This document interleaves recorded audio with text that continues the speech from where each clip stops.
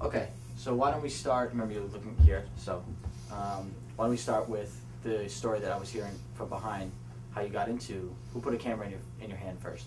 Well, actually, when I was 12 years old, my grandfather, who was into photography, gave me a 35 millimeter camera, which I immediately fell in love with and started to do all kinds of photography, and was a big music lover.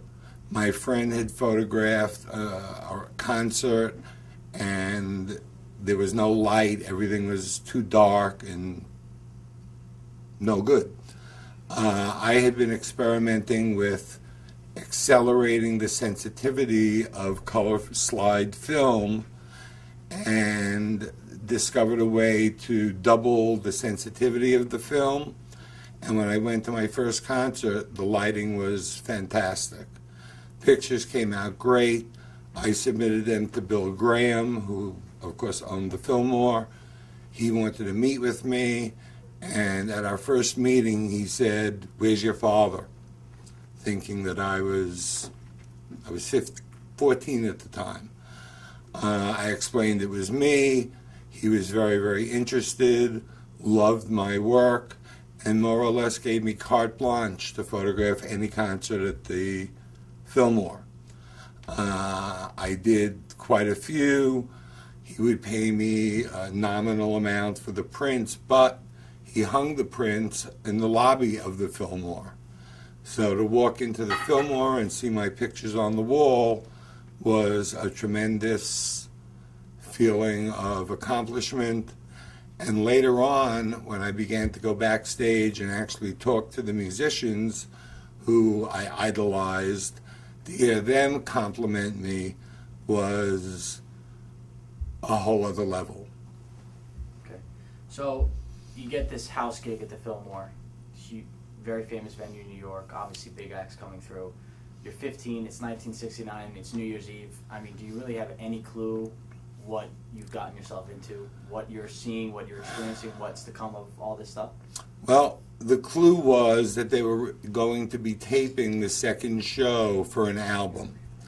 The first show, Jimmy was very nervous, not comfortable, and the music reflected that. And I was backstage when the producer of the album and Bill Graham came back to kind of calm him down, tell him he had to step it up for the next show. And Jimmy sat and thought about it and came out and delivered the performance that is now the Band of Gypsies album. And songs like Machine Gun are, to me, anthems of that time that are beyond comparison. Speaking of that time, I mean, you're a young kid, there's a lot going on, or, you know, late 60s, early 70s. What was your kind of like most vivid memory of that era, and in relation more to the music and kind of the politics? And obviously there was, you know, and the social scene was very different, the music was very reflective of that. You know, you're kind of front and center on all that. What was kind of your most vivid memory from that time? There was a big anti-Vietnam War movement, obviously. Many of the musicians reflected that in their songs. So I became aware of the Vietnam War, I think, a little earlier than most might have. And that was a big part of their content. And I appreciated it and understood it and agreed with it. And one thing led to another. And after many, many concerts, the war finally ended. Now you're obviously, you know, the music is so important to that generation, and obviously the message that we just talked about. Did you think that the music that you were hearing and the photographs that you were taking of these artists, more importantly the artists and the photographs now, they've kind of transcended through generations? I mean, you can ask a 10, 15-year-old kid right now who Jimi Hendrix is, and they can probably list for you 10 to 12 tracks, and they probably have it on their iPod. And I mean, did you think when you were doing this back then, I mean, obviously the music was powerful and people were taken to the music, you know, for different reasons, but did you think that it'd make it all the way till now and it would still be as kind of like important to this generation as it was to yours, who was experiencing it at the time?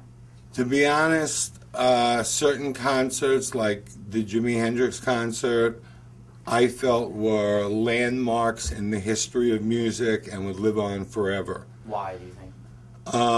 That specific one, why do you think?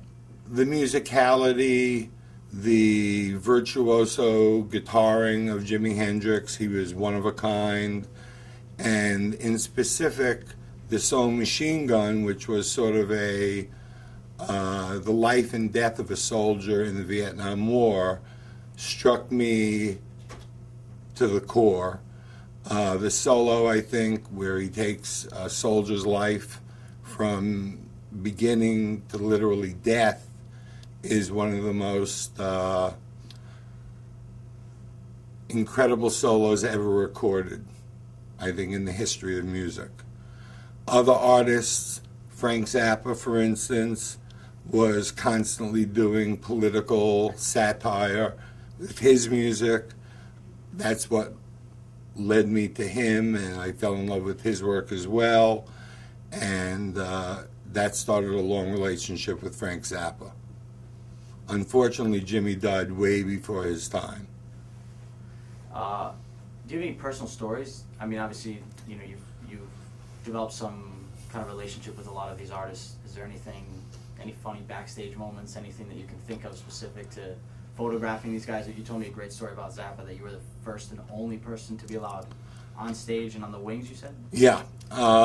Frank Zappa was going to use one of my shots as a cover for an album called Live in New York.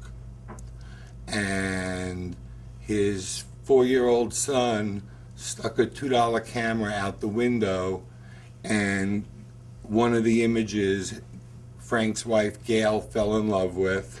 It's a strange kind of shot, and Zappa said, we're going to go with that instead. I owe you one. So I said, well, since you owe me one, how about letting me be the only photographer to shoot you from the wings? He had a strict policy, no one on stage. He agreed, and because it was such a special moment, I used a special camera, which is a larger format camera called a Hasselblad, which enabled me to get better quality and bigger images, and he fell in love with them. One of them ultimately did get used as a CD cover called Stinkfoot in Berlin. So I ultimately got to shoot him on stage, and one of those pictures did make it onto a CD cover. Okay. What's the feeling? I mean, can you describe? I've been on stage with some artists in my work, and it's hard always for me to go back and explain to people kind of what the feeling is when you're that close to the artist and really see how a crowd reacts to the artist. What was the reaction, and more specific to the 1969, to the New Year's Eve concert? Like, I mean, you obviously told us about how you felt about some of this. What was the reaction? What was the crowd feel like? What was the atmosphere? How was Jimmy responding to the crowd?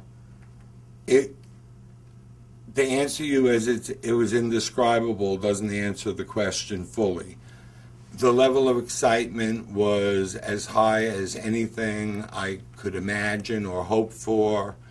The audience responded in a way they were made aware of the fact that this was going to be an album, and the audience responded with a violent reaction of love toward him.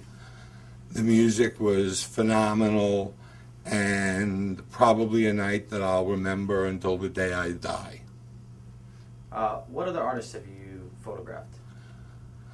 Well, the list is a very long one, but everyone from Johnny Winter to Frank Zappa, The Who, I was a huge Who fan that did a lot of work with them, but the Fillmore usually